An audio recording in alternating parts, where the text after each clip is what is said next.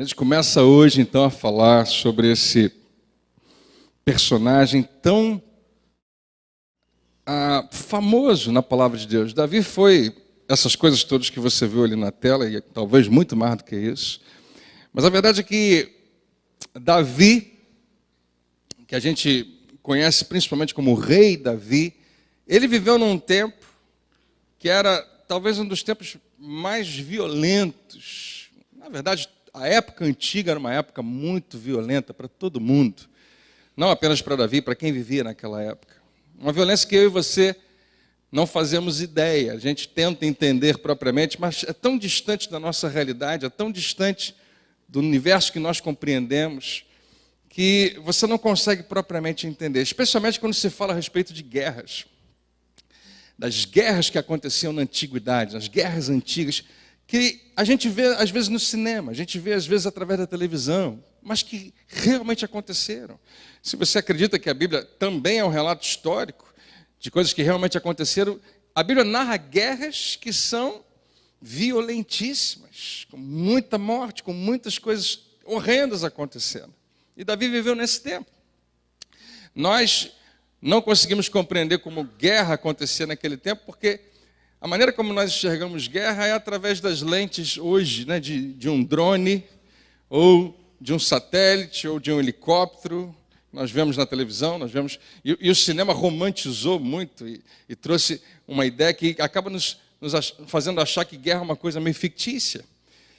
Eu lembro quando entrou no ar o filme chamado Coração Valente, né, no cinema, e esse trouxe um pensamento novo a respeito de como guerras antigas aconteciam. Depois o filme Gladiador, que tratava de uma questão um pouco mais fictícia, mas ainda assim mencionava algo que nos fez entender um outro nível de guerra homem a homem. Eu lembro de ir no cinema e assistir um filme já de guerras mais novas, mais recentes, que chamava-se O Resgate do Soldado Ryan.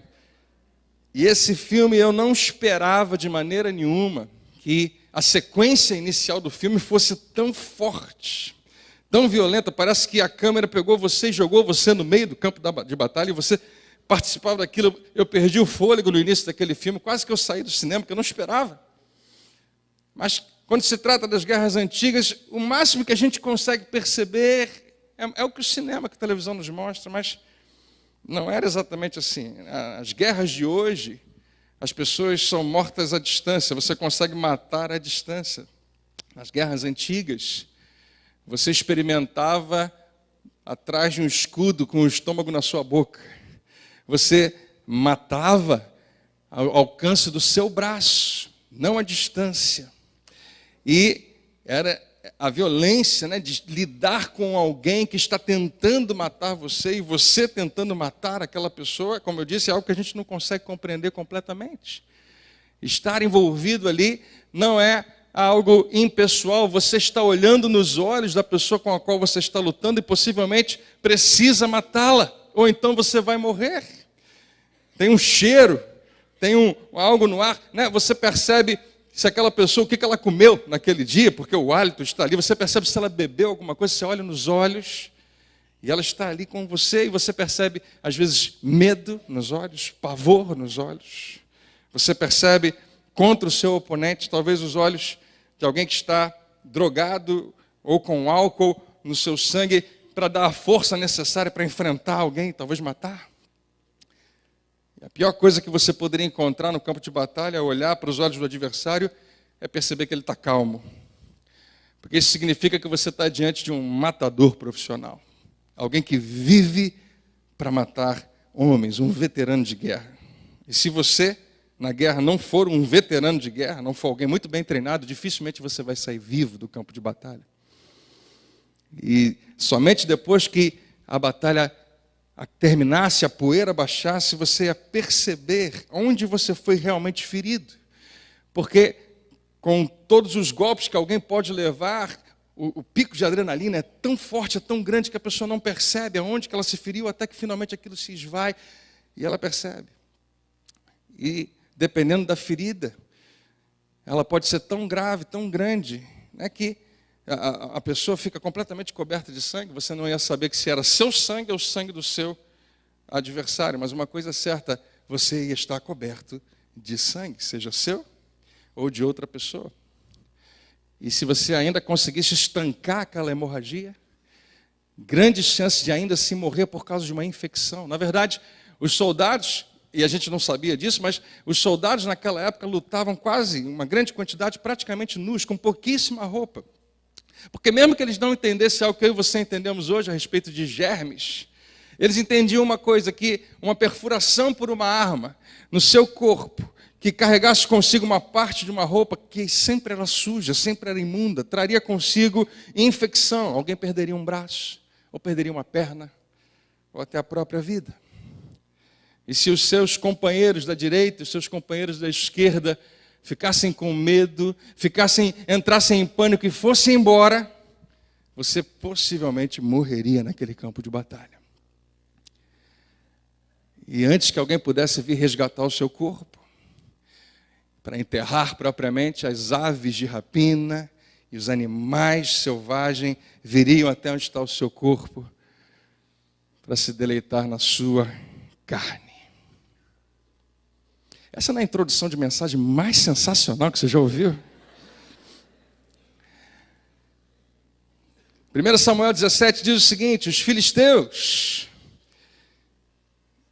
juntaram as suas forças para a guerra e se reuniram em Socó de Judá.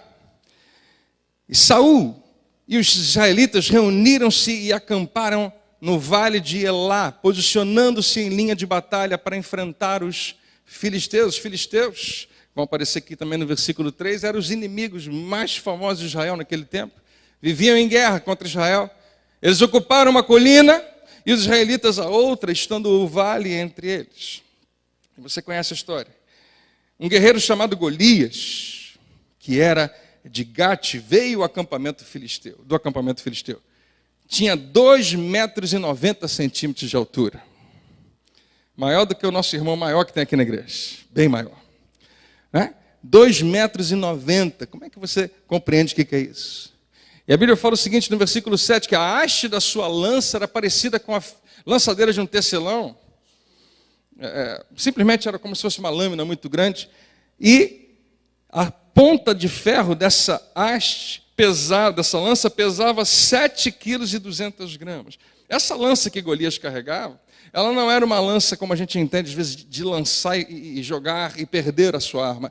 Era como se fosse uma arma para realmente matar, segurando ela. Com a altura que Golias tinha, a maneira como os exércitos lutavam eram em fileiras. Golias não ia na primeira fileira, ele tinha altura suficiente para ficar na segunda fileira, está completamente protegido com os escudos do seu exército e com a sua arma gigantesca ele saía matando e matando e matando. Era uma máquina de matar. Esse cara que aparece nesse arraial dos filisteus, que desce até esse vale, é alguém que traz muito pavor a Israel, e a Bíblia faz questão de dizer isso. Golias parou e gritou às tropas de Israel: por que vocês estão se posicionando para a batalha? Não sou eu um filisteu e vocês servos de Saul? Você sabe quem era Saul? Saul era o rei de Israel naquele tempo. Ele fala disso. Escolham um homem para lutar comigo. Se ele puder lutar e vencer-me, nós seremos seus escravos. Esse é o desafio de Golias. Todavia, se eu o vencer e o puser fora de combate, vocês serão nossos escravos e nos servirão. E acrescentou: eu desafio hoje as tropas de Israel. Mandem-me um homem para lutar sozinho comigo. Ao ouvirem as palavras do filisteu, Saul e todos os israelitas ficaram atônitos e apavorados. E a Bíblia fala que pelo menos 2 vezes por dia Golias descia até aquele vale e falava essas mesmas palavras. E realmente afrontava Israel. E naquele momento, isso aconteceu por semanas e semanas, mais de um mês, isso acontecia todos os dias. Israel sabia que eles precisavam de um campeão, eles precisavam de alguém que fosse um rival à altura de Golias. E eles, obviamente, foram buscar essa pessoa no seu rei. Porque quando você precisa, você vai buscar na sua liderança, mas não apenas por isso. 2 motivos porque Israel voltou os seus olhos para o rei Saul. Primeiro, porque Saul era o rei. Segundo, que a Bíblia diz que Saul era a pessoa mais alta que existia em Israel. Se você voltar alguns versículos, alguns capítulos antes, você vai ver que na escolha de Saul para ser rei está o fato de que ele era muito bonito, interessante isso, e também que ele era a pessoa mais alta. Ele se destacava no meio de todos. Quando um gigante vem e afronta o seu exército, dizendo para você trazer uma pessoa para lutar por você, você procura o cara mais alto. E era o rei Saul. E todo o exército de Israel depositou a sua esperança no rei Saul. E é isso mesmo que se faz. E é aqui que a história que nós vamos estudar durante esses dias, ela vem e cruza com a nossa história. Porque a verdade a respeito de mim e de você é que nós colocamos a nossa... deixa eu mostrar para você um pouquinho. Se um homem tem aproximadamente... E essa era talvez a altura média no tempo dos soldados. Só para você ter uma ideia, se um homem tem 1,70 m, Golias era mais ou menos assim, com 2,90 m. Eu sei que parece exagero, mas a gente está colocando... Eu fiz questão de fazer uma escala bem legal para você entender. Você percebe que ele não é o dobro, mas é quase o dobro, aparentemente, né? 2,90 m. E não apenas ele era muito alto, mas ele estava bem armado. E ele era uma máquina de matar, como a gente falou. Então Israel olha para o rei, e o rei aparentemente nem está ali, ninguém consegue achar ele. Parece que ele está se escondendo, ele não fala nada. E a verdade é isso, que nós colocamos a nossa esperança em quem nós confiamos. A nossa confiança em alguém vai se tornar, aquela pessoa vai se tornar o alvo, o objeto da nossa esperança. Nós esperamos em quem confiamos. E é normal que isso aconteça, eu e você experimentamos isso. Essa é a razão, né, porque nós olhamos para certas pessoas ou certas coisas, não precisa ser alguém, pode ser alguma coisa, onde você coloca toda a sua esperança quando você precisa, porque ali você depositou toda a sua confiança. E quando essa pessoa ou essas pessoas nos decepcionam, aqueles em quem nós tínhamos a nossa esperança, aquela medida de esperança que nós tínhamos, muitas vezes se torna a medida da nossa frustração. Se torna a medida da nossa decepção e do nosso desdém. Nós ficamos tão frustrados, há uma raiva quando aquele em quem eu esperava me decepcionou. É por isso que existe um potencial muito grande em cada um de nós de ficarmos ressentidos com nossos pais, muito mais do que qualquer outra pessoa. Quando você era garoto, garota, você não colocava a sua esperança e a sua confiança nos vizinhos que moravam do outro lado da rua, no casal que morava lá. Na verdade, a dinâmica familiar é que muitas vezes os filhos enlouquecem os seus pais, fazem tudo, né? Mas ainda assim eles são tão educados com os vizinhos, o que enlouquece ainda mais os pais.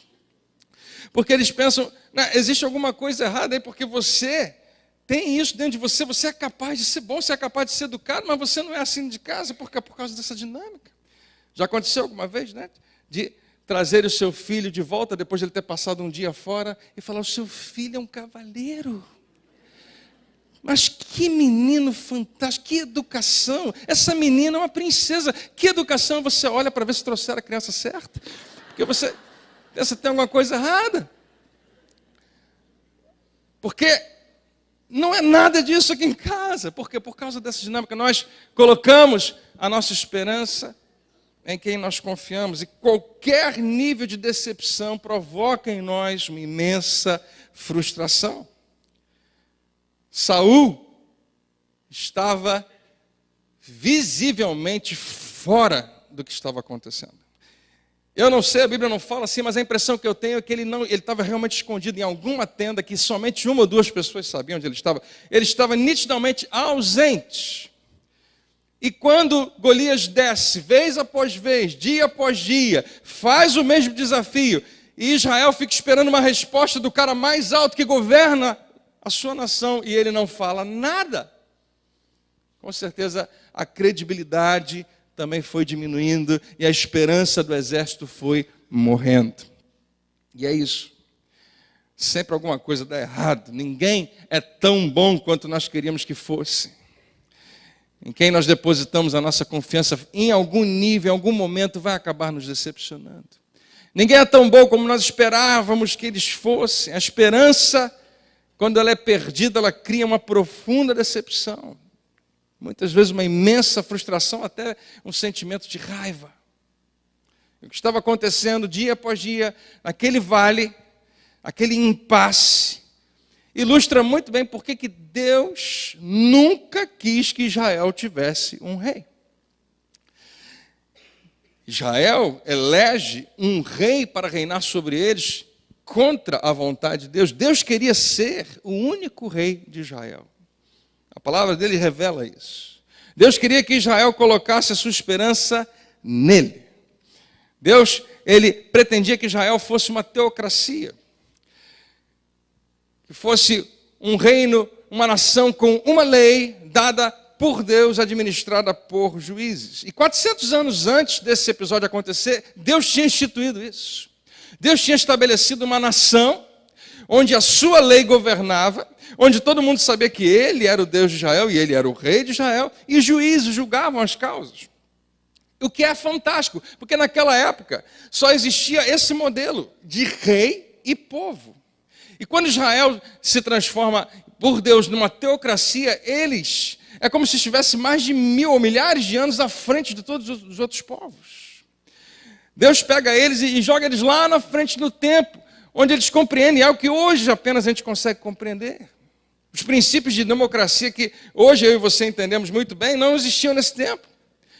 Israel tinha acabado de sair de anos e anos e anos de escravidão no Egito. E o Egito tinha um rei, Faraó. Era a única coisa que se entendia, era o que todo mundo fazia.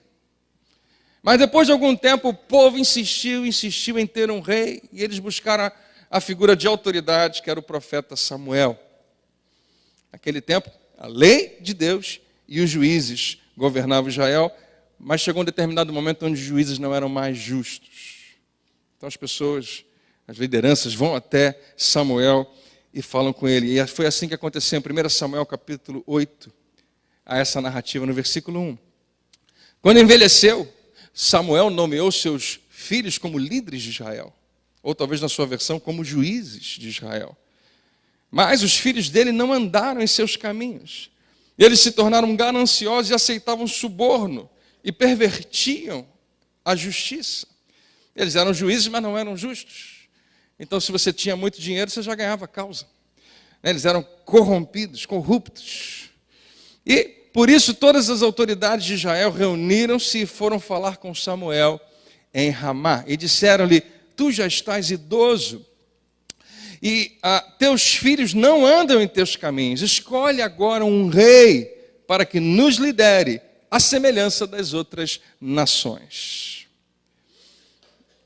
Você já, alguma vez, seu filho ou sua filha falou: todo mundo vai na festa? A gente também quer ir, porque as crianças mais legais da escola, todas elas têm essa roupa.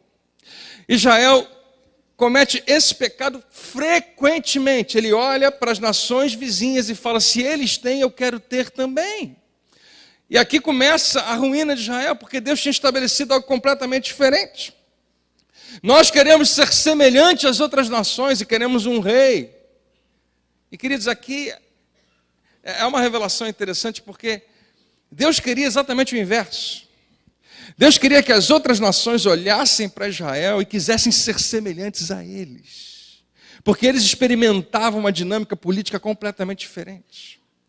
Deus tinha estabelecido que ele seria o rei, e ele, sendo o rei, os guiaria em todas as circunstâncias, em todas as guerras. Deus estaria envolvido como o rei. Deus estaria envolvido na colheita, na plantação, nos relacionamentos, nas coisas mais importantes, para causar nos outros povos um espanto quando eles olhassem para Israel e vissem como eles conseguem vencer todas as batalhas. Como eles conseguem que os filhos nasçam, onde uma época era tão fácil que a criança nascesse morta e os filhos nascem. Quem é esse Deus desse povo que faz com que os filhos nasçam e vivam uma vida longa? Quem é o Deus desse povo que garante plantação e colheita sempre? Deus queria que os povos ao redor olhassem para Israel e percebessem que existe algo que eles não conseguiriam encontrar num rei, mas encontrariam no seu Deus. Quem está entendendo, diga amém. E a narrativa continua dizendo: quando, porém, disseram, dá-nos um rei para que nos lidere, isso desagradou a Samuel. E então ele orou ao Senhor. Essa foi forte. Não belisca a criança. Não, estou brincando. Preste atenção, por favor. Você está junto comigo aqui? Samuel está conversando. E agora ele ficou frustrado, chateado e foi falar com Deus. E, versículo 7, o Senhor lhe respondeu. Preste atenção nisso. Atenda a tudo que o povo está pedindo. Deus não vai... Eu não quero ser rei de vocês forçadamente. Atende a tudo que o povo está pedindo. Não foi a você que rejeitaram, foi a mim que rejeitaram como rei. Deus revela o seu coração. Samuel, eu bem queria ser o rei, mas eles me rejeitaram. E o discurso termina mais ou menos assim: agora atenda-os, mas advirta-os solenemente, diga-lhes quais direitos reivindicará o rei que os governará. Samuel, fala para o povo que não vai ser tão moleza assim não. Fala para eles que o rei que governar sobre eles vai estabelecer impostos, vai estabelecer que uma parte da plantação seja dele, vai começar a alistar os jovens, os filhos deles para serem soldados, as filhas deles vão ter que servi-lo, ele vai pegar a melhor parte da terra e vai querer para ele. Então, Samuel faz questão de dizer isso para o povo. E ainda assim, depois de Deus estabelecer tão claramente que ele, obviamente, seria um rei muito melhor, a insistência do povo de Israel, e essa parte interessante, prepara o cenário para uma das narrativas mais detalhadas na literatura antiga, que é a história do rei Davi, maior rei de Israel. E ele foi o rei mais importante de Israel, indiscutivelmente, alguém que a gente poderia dizer o grande rei de Israel, claro, né? Sem contar o nosso Senhor Jesus, estou falando da Israel histórico. Não porque ele era perfeito, nem como rei, nem como homem. Pelo contrário, Davi tinha uma série de imperfeições. Mas o que eu queria marcar com você nessa noite é que Davi, ele é o maior rei de Israel porque, e nós vamos enxergar, que em Davi existiam algumas qualidades que desde novo ele foi revelando. E foi mostrando que estava nele, que foi desenvolvendo na vida dele. E que Davi tinha clareza. Davi tinha também coragem. E Davi também tinha humildade.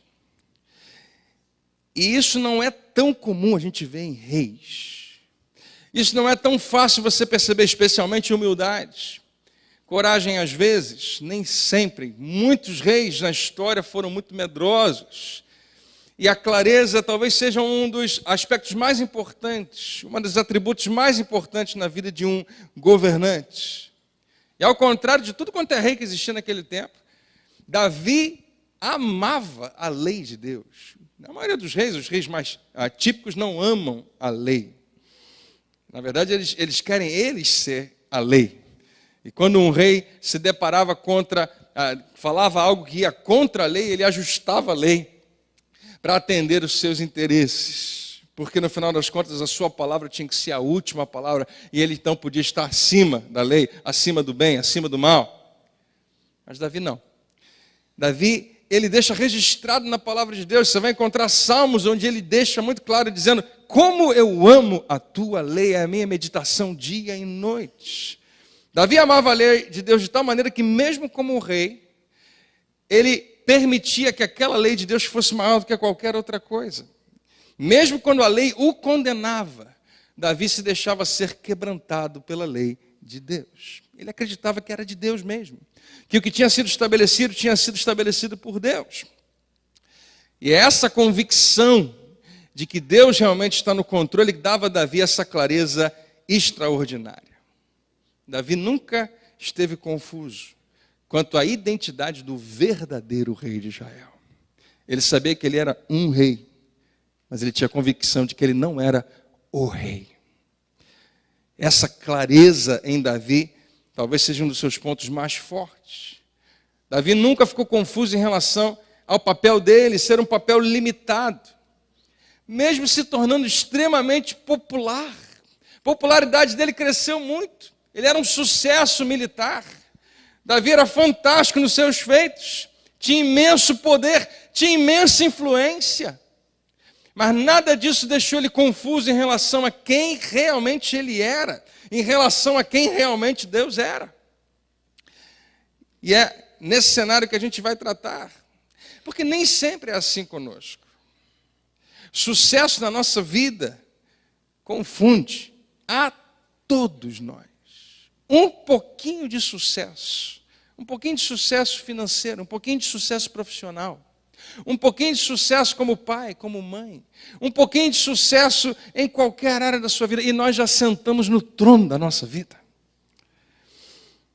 E imediatamente colocamos a nossa confiança em nós mesmos. Colocamos a nossa esperança em nós mesmos. Sucesso faz isso com todos nós, nos cega. E a nossa confiança vai seguir a nossa esperança, ou melhor, a nossa esperança vai estar onde a nossa confiança estava. Davi nunca cometeu esse erro. Sempre teve clareza em relação a quem ele era e onde deveria estar a sua confiança.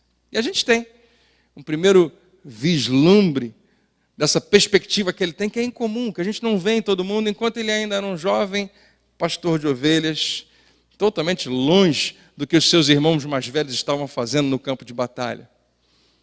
E a gente volta para a história aqui.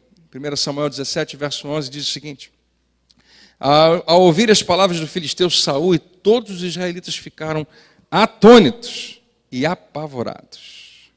Saul e todos os israelitas. Todos os israelitas olhavam para Saul, está todo mundo com medo, e olham para ele, se ele estivesse à vista, ele também está atônito e apavorado. E Davi aparece lá, no campo de batalha, apenas por causa de uma direção que o pai dele deu para ele, para que ele levasse mantimentos para os seus irmãos. Foi levar comida, né? Foi levar lá um delivery para os seus irmãos, umas quentinhas. A gente trouxe aqui uma comida para você. E Davi chega no campo de batalha. Davi tinha 15 anos aproximadamente, adolescente. Não podia nem dirigir até o campo de batalha, né? E ele chega até lá, e como qualquer adolescente curioso, ele observa que está acontecendo alguma coisa. Quando ele chega, a Bíblia fala que ele chega exatamente numa oportunidade de ouvir Golias fazer mais uma vez o seu desafio. Davi ouve, né? E ele fica sabendo que Saul está à procura de um campeão. Saul está à procura de alguém que possa enfrentar Golias, alguém que realmente desça aquele campo de batalha. Nós precisamos de um herói. E Davi ouve, e ele fica indignado, e as perguntas dele revelam essa mentalidade que no decorrer da sua vida nós vamos ver outras vezes. Uma mentalidade de clareza. E Davi perguntou aos soldados que estavam ao seu lado: o que receberá o homem que matar esse filisteu e salvar a honra de Israel? Um garoto de 15 anos, no meio de homens que eram veteranos de guerra, faz essa pergunta. Eles olham para ele e perguntam: quem que é esse garoto? O que ele está fazendo aqui? Que linguajar é esse? Rapaz, como assim? Salvar a honra de Israel? Ninguém está pensando dessa maneira. A única coisa que a gente está vendo é uma máquina de matar. Um cara de quase 3 metros de altura, muito bem armado, muito poderoso, muito ágil, que está nos afrontando. Mas Davi via diferente, enxergava diferente. Salvar a honra de Israel, ele vai além. Quem é esse filisteu incircunciso para desafiar os exércitos do Deus vivo? Mais uma vez, quem está do lado dele não entende esse linguajar. Como assim? Incircunciso significa que Golias, esse filisteu incircunciso, ele não tem aliança com Deus. Ou seja, ele não está debaixo da proteção de Deus. Davi imediatamente enxerga com clareza quem Golias é, independente de qualquer altura, independente de qualquer coisa. Ele não tem aliança, ele é incircunciso.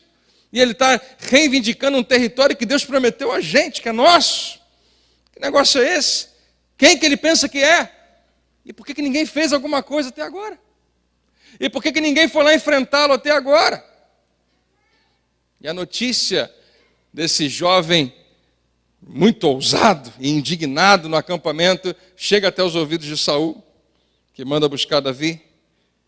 E quando Davi chega, talvez secretamente, algumas pessoas sabiam onde Saul estava e Davi é levado até lá. Quando ele entra na tenda de Saul, e Saul olha para ele, com certeza Saul ficou muito frustrado. A Bíblia revela que ele fala: você não é ninguém para ir contra esse filisteu. Ele olha e percebe: é só um rapaz, não é guerreiro. Não tem nenhuma marca nele que revela que ele já esteve nas fileiras do exército de Israel. Olha a idade dele, ele descobre que ele não passa de um pastor de ovelhas, que ele é o filho caçula de uma família, e ele não tem experiência nenhuma de guerra. Manda ele embora. E quando Davi está para ir embora, ele fala: rei, eu sei que eu tenho essa aparência, eu sei que eu sou jovem, eu sei que eu não tenho muito para mostrar, mas deixa eu te falar uma coisa. Eu tenho alguma experiência. Eu sou pastor de ovelhas e alguns episódios que aconteceram comigo me fazem entender que eu posso estar aqui na sua presença. Uma vez um leão apareceu e capturou uma das minhas ovelhas, foi levar para ser o almoço dele. E levou aquelas minhas ovelhas, e ao invés de simplesmente deixar para lá, cuidar das outras que estão comigo, chegar para o meu pai e dar notícia: pai, a gente perdeu uma ovelha, uma só. Ao invés disso, eu larguei tudo lá e fui atrás do leão. E dei uma pedrada nele. E quando eu dei uma pedrada nele, ele não gostou, ele veio atrás de mim. E a coisa ficou ruim, mas a gente lutou, e você pode não acreditar, rei, mas eu feri e matei aquele leão. E outra vez aconteceu algo muito semelhante. Um urso fez a mesma coisa, veio, pegou uma das ovelhas, e eu deixei tudo para lá, fui atrás do urso, e me engalfinhei lá com o urso, matei. E Davi coloca tudo isso para dizer para o rei algo que ele precisa ouvir, porque ele não estava enxergando como Davi enxergava. Teu servo pôde matar um leão e um urso. Esse filisteu incircunciso será como um deles. Você lembra que eu falo isso para você frequentemente? Uma das melhores maneiras para você se preparar para a guerra que está por vir é lembrar das guerras que Deus já te fez vencer no passado. Lembrar do que ele já fez fortalece você para dizer: Deus já fez antes, Ele faz outra vez na minha vida. E Davi fala: teu servo pôde matar um leão e um urso. Esse filisteu será como um deles, pois. E por que ninguém percebe isso? Desafiou os exércitos do Deus vivo. Davi continua dizendo: eu sou bom, mas não sou isso tudo. Foi o Senhor que me livrou das garras do leão e das garras do urso, me livrará das mãos desse filisteu. Clareza total, nem um pouquinho de confusão. Davi enxergava algo que para nós hoje é claro, mas quem está nos campos de batalha muitas vezes não percebe.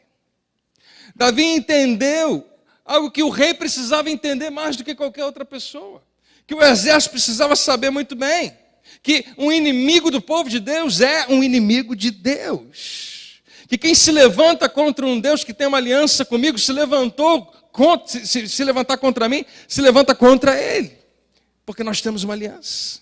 Diga bem alto: Deus é meu aliado. Tem uma aliança com você. E é isso que Deus estabeleceu com o homem. É isso que Deus tinha estabelecido com Israel. E um homem, né, que tem aliança com Deus, Davi entendeu de alguma maneira que para ele era muito fácil perceber. A indignação dele estava em como ninguém nesse exército fez nada. Como ninguém nesse exército, principalmente você, rei, não se levantou contra esses gigantes, sabendo que Deus está do seu lado. Davi sabia muito bem que o homem ou mulher cuja esperança está no Senhor não precisa ter medo. Davi, aonde está a sua confiança? No seu talento, na sua capacidade, no seu tino para governar, para guerrear? Não. A minha confiança está totalmente depositada no meu Deus. Não na minha posição, não na minha influência, mas a minha confiança está nele. E essa era a postura que Deus desejava para toda aquela nação. Deus queria que todo mundo pudesse entender isso, Mas o próprio rei da nação de Israel não compreendia. Mas a nação de Israel tem então no seu segundo rei, o rei Davi, alguém que compreendia, que tinha essa postura, que tinha essa atitude. E mesmo enquanto ele era rei, ele permaneceu com essa mesma postura, confiando em Deus. Veja o que ele continua dizendo no versículo 3: nenhum dos que esperam em ti ficará decepcionado. Nenhum dos que esperam em ti ficará envergonhado. E o verso 5 diz: guia-me. E isso é uma coisa que nenhum rei escreve. Mas Davi entende: eu sou rei, mas não sou o rei. Eu preciso de guia, eu preciso de orientação. E ele pede a Deus: guia-me com a tua verdade e ensina-me, pois tu és o Deus, meu Salvador, e a minha esperança está em ti o tempo todo. Glória a Deus. Esse é Davi. Voltamos à história. Davizinho está lá, 15 anos, enxergando com muita clareza, com imensa confiança e coragem, e de alguma maneira extraordinária, humilde. E ele desce ao campo de batalha, apenas com uma atiradeira de pedra nas suas mãos, uma funda. Você consegue imaginar a cena?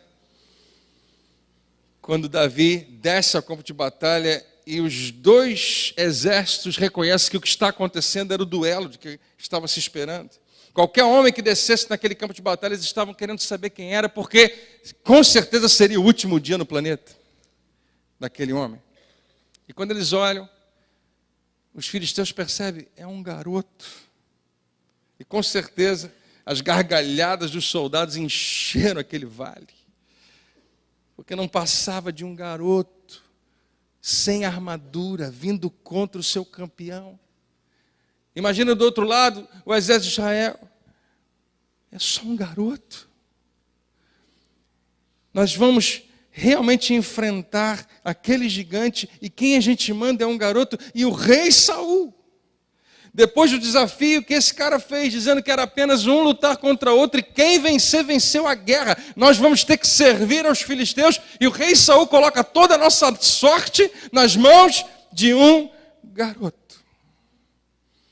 E Davi desce até o campo de batalha, e ele ouve mais uma vez os insultos de Golias. E nessa hora Golias faz de tudo para enchê-lo de medo.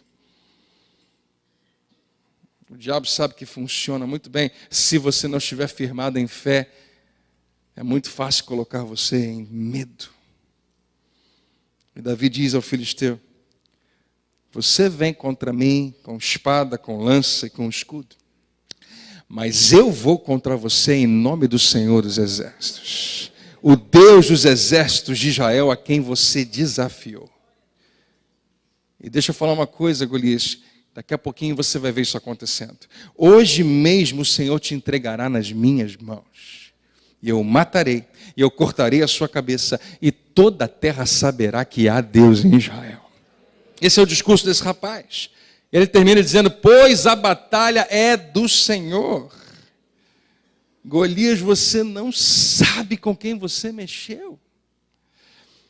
Saul também aparentemente não estava entendendo. Todo o exército também não está entendendo, mas Davi tem essa clareza. Golias mexeu com a pessoa errada, com o povo errado, porque quando você tem aliança com Deus, Deus entra na tua briga. A batalha do Senhor, e hoje Ele entregará todos vocês em nossas mãos. E Davi entra, desce naquele campo e mata aquele gigante. E da noite para o dia, Davi se torna o cara mais popular de Israel, o cara mais famoso da nação, porque ele fez o que o rei Saul deveria ter feito. Mas Saul não fez porque não enxergava. Ele enxergou, Davi enxergou o que Saul jamais conseguiria enxergar. E assim acontece com todo aquele cuja esperança está no Senhor. Aquele cuja esperança está no Senhor enxerga claramente, age corajosamente, mas anda humildemente. Aquele que tem a sua esperança no Senhor Decidiu que a sua confiança, a sua esperança não vai estar em qualquer outra pessoa, ou coisa, ou circunstância, ou instituição, seja o que for, mas vai colocar a sua esperança no Senhor. Essa pessoa desenvolve essas habilidades, ela consegue enxergar com clareza. Ela, como Davi, ouve os mesmos insultos, as mesmas declarações, mas ouve de uma maneira diferente, porque enxerga diferente. Age corajosamente. Nenhum soldado em Israel achava que Davi estava sendo corajoso, achava que ele estava sendo louco. Mas, na verdade, a coragem é óbvia e clara na vida dele. Ele sabe que ele não vence gigante nenhum. Ele precisa ir em nome do Senhor dos Exércitos. Ele age corajosamente e ele anda humildemente. Quem tem a sua esperança no Senhor sabe muito bem que nós não temos como controlar os resultados. Você sabe o que vai acontecer na sua segunda-feira, na sua terça, na quarta? Não, você não sabe. E você não tem controle de resultados, porque você não tem controle de tudo que acontece para gerar aqueles resultados. São muitas variáveis. Eu ia gostar muito se você repetisse comigo em alta voz, você que está assistindo pela internet, onde você estiver, vamos declarar bem alto? Em ti confio, ó meu Deus, e a minha esperança está em ti o tempo todo. Imagina se acordar amanhã de manhã e falar isso. Antes de fazer qualquer coisa. Em ti confio, ó meu Deus. E a minha esperança está em ti o tempo todo. Imagina chegar no seu ambiente de trabalho e talvez falar baixinho para você. Ouvir e saber que Deus está te ouvindo. Imagina quando você está num momento de grande sucesso na sua vida. Onde está todo mundo esperando ouvir o que você vai falar, porque você é uma pessoa mais inteligente na sala, você vai ter a palavra final. Mas você lembra de rapidamente fazer essa oração e dizer assim, não sou eu, não é a minha capacidade. Não, em ti, Senhor, eu confio. E a minha esperança está em ti, o tempo todo. Imagina receber uma notícia muito ruim, e estar no meio de uma ameaça muito grande. Experimentar um dia de vale profundo, ainda esses dias ou quando quer que seja, mas você tem essa oração na ponta da língua e dizer, Senhor, eu não posso controlar nem os efeitos, nem as causas, nem os resultados. Então eu vou dizer, eu confio em ti, a minha esperança está em ti o tempo todo. Não apenas quando tudo está bem, não apenas quando parece que vai ficar bem, mas seja quando for o tempo todo, a minha esperança está em ti. Davi foi o maior rei de Israel, indiscutivelmente, não porque ele era perfeito, como homem ou como rei, não era, mas porque ele jamais se confundiu com o verdadeiro rei. Ele sabia que era totalmente dependente. E aqui está o desafio. A pergunta é, será que você tem colocado a sua confiança em alguma outra coisa? E se você for cuidadoso, você vai descobrir que é uma tendência nossa. Todos nós fazemos isso. Vou pedir para os músicos subirem. Dentro de um minuto eu vou falar para você ficar de pé. E eu queria muito que você fizesse uma oração comigo. Muito simples. Acho que pode ser sincera. Dizer, Senhor, eu quero depositar a minha confiança totalmente em ti. Porque uma coisa eu sei, eu não posso, eu não vou conseguir controlar tudo que vai acontecer nessa semana, ou naquele relacionamento, ou em qualquer circunstância da minha vida. Mas eu acredito que quem confia em ti nunca é envergonhado, nunca será decepcionado. Davi tinha essa clareza, né? Eu queria que você lembrasse disso. Ele enxergava com clareza, agia com coragem, mas continuava andando humildemente. Só porque você tem clareza e coragem, não significa que você consegue tudo. Há que haver essa oração na sua vida. O Senhor é o meu refúgio, o Senhor é a minha fortaleza, o Senhor é a minha salvação. Eu estou firmado numa rocha firme. A Bíblia diz que Deus exalta aqueles que se humilham.